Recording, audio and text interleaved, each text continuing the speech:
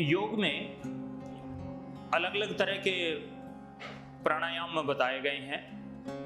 प्राणायाम करने के लिए हमें कुछ तरीके से बैठने की आवश्यकता होती है और एक तरह से हम बॉडी को किसी खास पोज में स्थिति में कुछ देर रखें तो उसको आसन कहते हैं।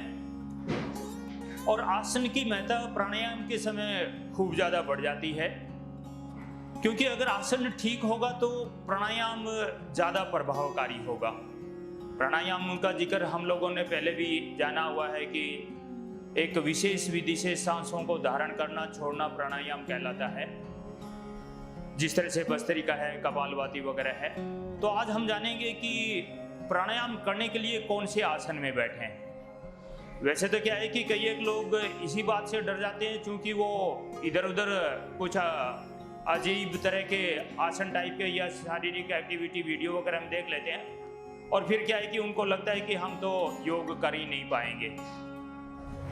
तो हम आज जानते हैं कि बेसिकली हम किस आसन के अंदर प्राणायाम करें। अब मैं जो बैठा हूं इसको हम सुखासन कह सकते हैं। सुखासन में हम प्राणायाम कर सकते हैं, कोई दुविधा नहीं है। परंतु सुखासन की थोड़ी सी समस्या ये है कि हम यहाँ से अपनी कमर को या पीठ को ज़्यादा खींच नहीं सकते। तो सुखासन की बजाय हम सिद्धासन में हम यूं करके और यूं करके बैठते हैं। तो इस तरह से बैठेंगे तो सुखासन की बजाय वो ज़्यादा अच्छा रहेगा। परंतु इसमें क्या है कि पैर थोड़े से ऊंचे नीचे एक दूसरे से हो जाता है, तो उसमें भी ज़्यादा देर हम स्थिर रूप से बैठ नहीं पाते, तो प्राणायाम ज़्यादा अच्छी तरह से नहीं हो पाता। तो कई एक बार क्या है कि उम्र के हिसाब से हम अर्ध सिद्धासन में, यानी कि एक पैर आगे किया एक पीछे रखा और इस तरह से बैठ के करें। ये सिद्धासन की बजाय थोड़ा सा और आसान है। इसमें रीढ़ की हड्डी को खींचने की सुविधा हमें मिल जाती है। परंतु सबसे अच्छी अगर कोई बात है आसन में, तो यह सबसे अच्छे वाला जो आसन है उसका नाम है पद्मासन, पद्मासन या कमल आसन। तो पद्मासन या कमल आसन के लिए क्या करेंगे, एक पैर का पंजा दूसरे पैर की जंघाओं पे रख देंगे, फिर दूसरे को भी हाथ से उठा करके और दूसरे पैर के पंजे को भी हम दूसरे पैर की जंघाओं पे रख देंगे। अब हम हाथों को यूं जगहों पे टिका देना है, परंतु जंघाओं पे टिकाने से पहले हमें अपने थोड़ा सा छाती और कंधों की पोजीशन या स्थिति जाननी पड़ेगी। कंधों की स्थिति के लिए हमने क्या करना है कि कंधे जितने चौड़े हो सके उतने चौड़े रखने हैं, जितने पीछे हो सके उतने पीछे रखने, जितने नीचे हो सके उतने नीचे रखने हैं। तो इस तरह से करने के बाद में हाथों को बिल्कुल ढीला सा छोड़ते हुए, ना ही तो बॉडी से बहुत ज़्यादा सटा के रखना है, ना ही बहुत ज़्यादा दूर रखना है। तो इस तरह से हम बैठ जाएं तो ये पद्मासन या कोई कोई लोग इसको कमलासन भी कह देते हैं। तो हम पद्मासन या कमलासन में ये करें।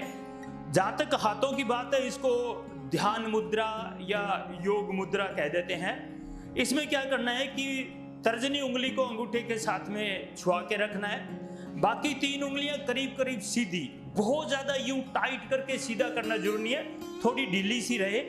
ये सॉफ्ट वाला पार्ट इधर घुटने के ऊपर थोड़ा सा टिका रहे। कई एक लोग जानते नहीं है, इसलिए क्या है कि हाथों को बहुत ज्यादा यूं लंबा भी कर देते हैं। दिखने में तो ये बहुत अच्छा दिखता है, परंतु इसे क्या है कि बॉडी आगे की तरफ झुक जाती है, फिर सांस अच्छी तरह से नहीं आ पाएंगे।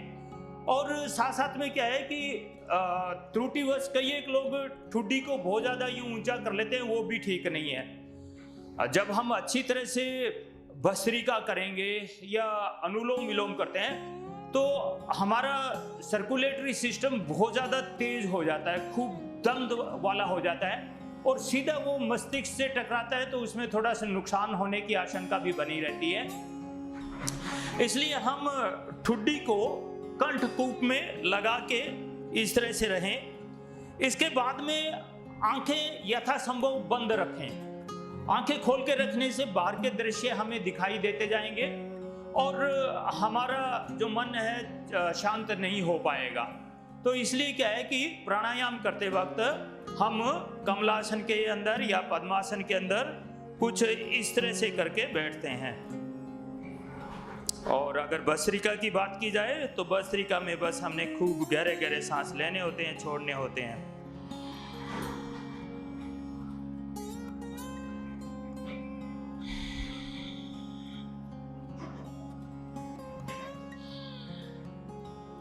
थोड़ा सा चेहरे को ढीला रखेंगे, बहुत ज्यादा टाइट नहीं करेंगे। रीढ़ की हड्डी को यहां से जरूर खींच के रखेंगे।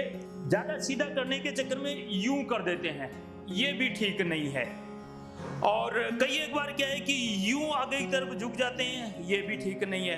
तो वर्टिकली हमें बिल्कुल सीधा रहने की आवश्यकता है। इस अवस्था में बैठ के हम ये सब प्राणायाम करें तो लाभ अवश्य ही होगा।